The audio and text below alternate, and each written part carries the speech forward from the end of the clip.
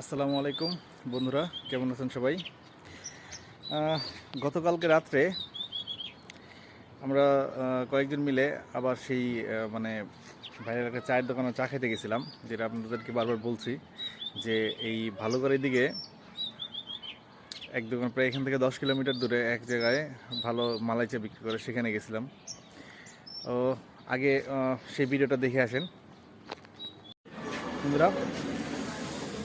আমি এখন আছি হলো মল্লিক বাড়ি, এই মামার ভাইরাল মালাই চায়ের দোকানে। দেখতে পাচ্ছেন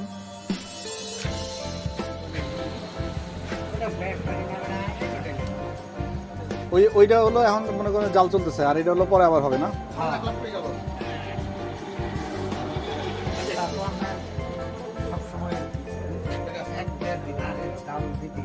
আপনার দিনে কয় লিটার করে দুধ লাগে? সারাদিন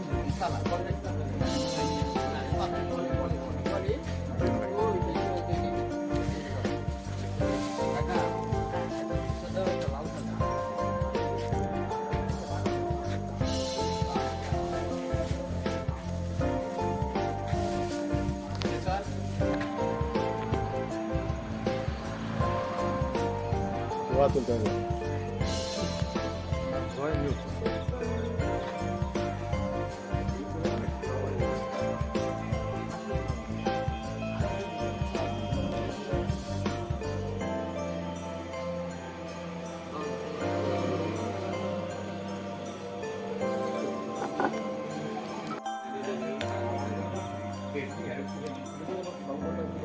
অন্ধকার, তারপরে এই চাটা দেখাই। পুরাই মালাই চা।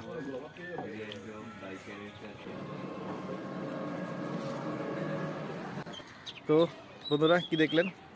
এই চা বিক্রেতা প্রত্যেক দিন তার কমপক্ষে 40 থেকে 45 লিটার চা, দুধের চা বিক্রি করে।